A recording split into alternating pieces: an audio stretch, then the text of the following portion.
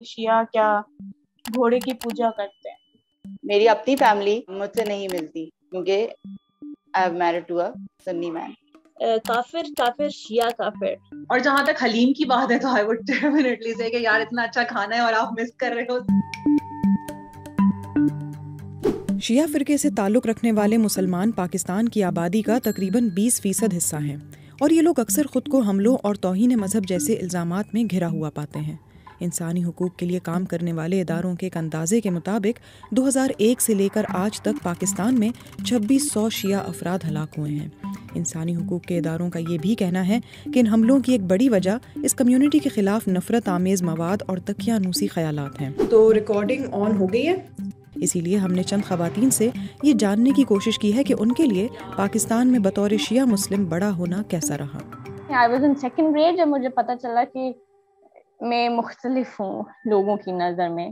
یعنی امی نے بڑا فینسی سا مجلس کے تبرک کا ٹفن بنا کے دیا، باقیوں کے لیے بھی دیا، اور میں نے جا کے رکھا اور میں نے کہا یہ آپ کے لیے، اور یہ میرے گھر میں مجلس تھی اور یہ آیا. اور آہستہ آہستہ لوگ کم ہونے لگ گئے. اب لائک اوکے.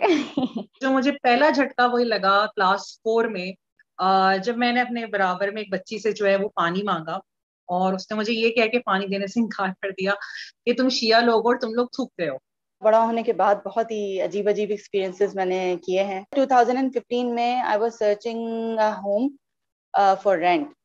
مجھے میں بتاتی تھی کہ جی ہم شیعہ ہیں. نہیں ہم شیعوں کو تو نہیں دیتے، آپ لوگ تو مجلس کریں گے. ارے بھائی، مطلب شام ہوتے ہی ہم پوچھتے تھے کہ کیا خبر ہے، آیا کسی کو مارا گیا ہے یا نہیں، اور اگر نہیں مارا جاتا اس دن تو ہم خوش ہو جاتے کہ مطلب چلو آج لوگ بچ گئے. میں نے بولا کہ ہمیں اچھی طرح پتہ ہے کہ شیعہ جو چیزیں چھپانے کی کوشش کرتے ہیں، اور ہمیں بہت اچھی طرح پتہ ہے کہ شام غریبہ میں کیا ہوتا ہے. تو جب انہوں نے یہ چیز بولی تو I had no answer to that. Shab Barat پہ حلوے بنتے ہیں، کون نہیں کھائے گا. ایک فیملی نے مجھے ٹرے پوری واپس کی when I was in defense کہ ہم نظر نیاز نہیں کھاتے، ہم لوگ اس کو بدعت سمجھتے. ٹرے واپس کرنا is a big shock for me. اگر ان کے ساتھ بیٹھو گے یا ان کے ساتھ جب دوستی کرو گے تو آپ لوگوں کو بھی مارا جائے گا. لیکن الحمدللہ شہداء کے خون کے صدقے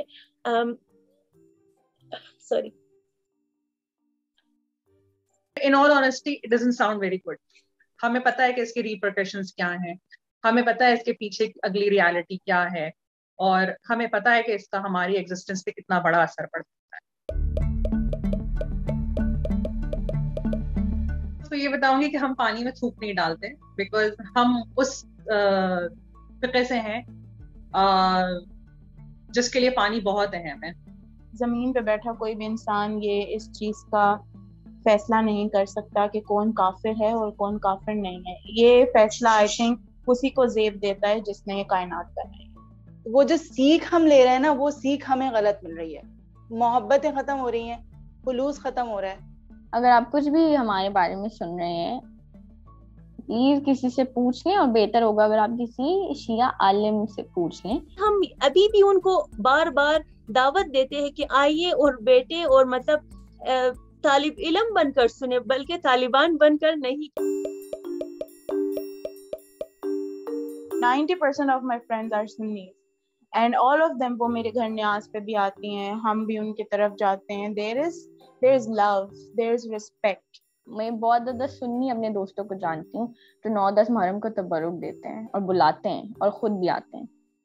ایک طرف ہمارے وہابی رہتے تھے، اتنے ہم لوگ کلوز تھے کہ امی میری جب ایڈمٹ ہونے گئی، میرا چھوٹا بھائی جب ڈلیوری تھی تو ان کے گھر سے ہمارے گھر کھانا پک کے آتا تھا. مطلب کبھی مجھے لگا نہیں کہ وہ سنی ہیں یا شیعہ ہیں.